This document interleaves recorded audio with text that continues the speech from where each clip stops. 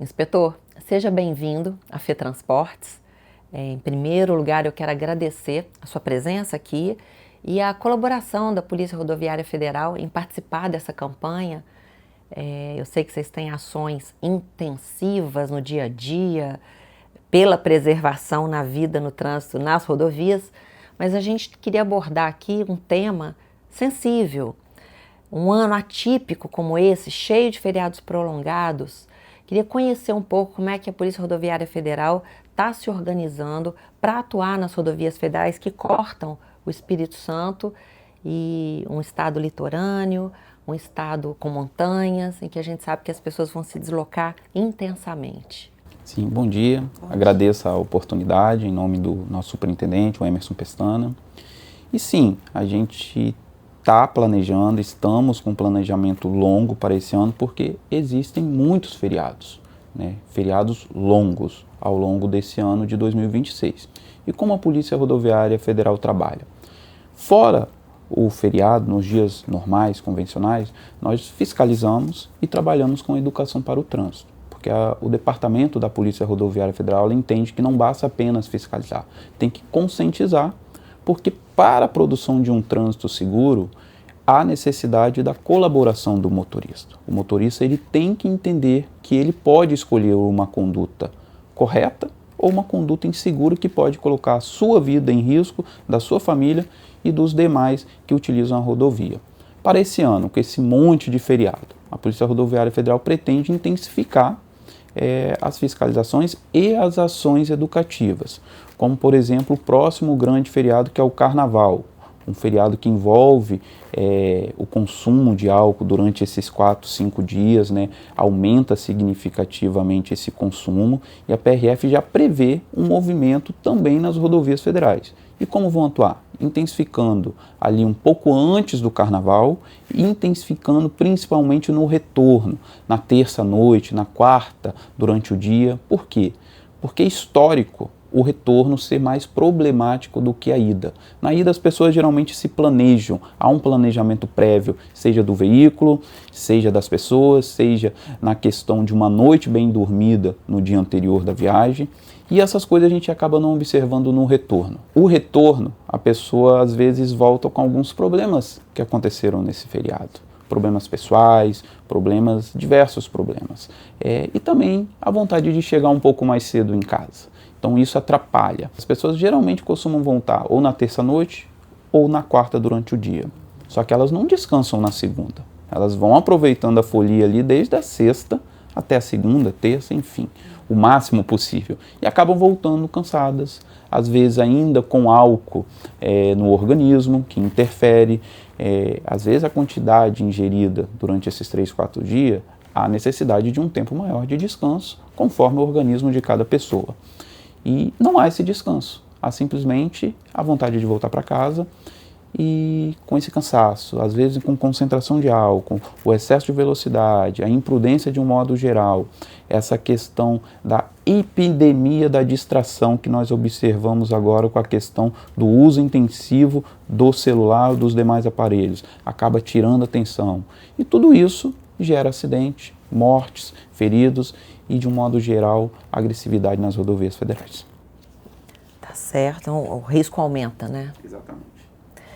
E a gente está exatamente falando sobre a diferença de comportamento do motorista na ida e na volta de uma viagem. Quais são os comportamentos que mais impactam a vida no trânsito? Então, o que o motorista faz, o que coloca em risco a vida no trânsito? E queria saber também se vocês veem mudança nesse comportamento nos últimos anos. Vamos lá, a gente pode linkar com as infrações. Infrações que geram risco maiores do que outras. E aí eu falo do excesso de velocidade, do consumo de álcool e também das ultrapassagens em locais proibidos. Essas 3 infrações, elas estão diretamente ligadas à maioria dos acidentes nas rodovias federais. É histórico, os dados mostram. Quanto ao comportamento, nós observamos, como eu acabei de falar, essa questão de uma epidemia da distração. E a falta de atenção, a gente pode linkar com várias coisas. E uma delas é a utilização do aparelho telefônico. E como a gente observa isso? quando a gente chega no acidente e não encontramos nenhum elemento de frenagem, ou seja, a pessoa não teve nenhum comportamento para evitar aquele acidente. Ele simplesmente bateu, ele não freou, ele não tentou desviar, ele não teve uma reação. E por quê? Porque ele não viu, porque ele estava distraindo e às vezes dirigindo a 100, 120, 130, 150 km por hora e mexendo no telefone. E já linkando também essa questão dessa mudança de comportamento, a gente muda o quê? Hoje as pessoas digitam mais mensagens que falam ao celular. Digitar uma mensagem é mais perigoso do que falar ao telefone quando você está dirigindo. Por quê? Porque quando o motorista ele está falando, ele ainda continua com a visão direcionada para a rodovia. Quando ele digita, além de tirar uma mão, ele tira a visão. Então é mais perigoso. Então, nós vivemos sim uma epidemia da distração e a falta de atenção é uma das principais causas de acidentes graves nas rodovias federais. E tendo em vista tudo isso que a gente discutiu aqui, eu gostaria que você compartilhasse algumas medidas práticas que o motorista pode adotar antes de pegar a rodovia para esse período agora do carnaval. Exatamente. 90% dos acidentes estão ligados à conduta imprudente do condutor. Esse é o primeiro ponto. O que a Polícia Rodoviária Federal faz? Fiscaliza e conscientiza. E nessa conscientização, a gente precisa da oportunidade e da boa vontade do condutor em planejar uma viagem, verificar as condições do veículo. Nós estamos passando agora um momento de chuva. Dirigir com limpador de para-brisa em más condições gera um risco. Então, essas condições ligadas às condições físicas da pessoa, na questão de dormir antes, não ingerir bebida alcoólica, deixar o telefone de lado, se concentrar na viagem, enfim, linkar essas questões do trânsito, linkar a questão das condições do veículo, pneu, limpador de para-brisa, farol, todos os elementos de segurança, e linkar a comportamentos seguros no trânsito. O motorista ele tem a opção em escolher uma conduta correta e segura ou escolher ultrapassar em um local proibido e gerar um acidente. É sempre do condutor.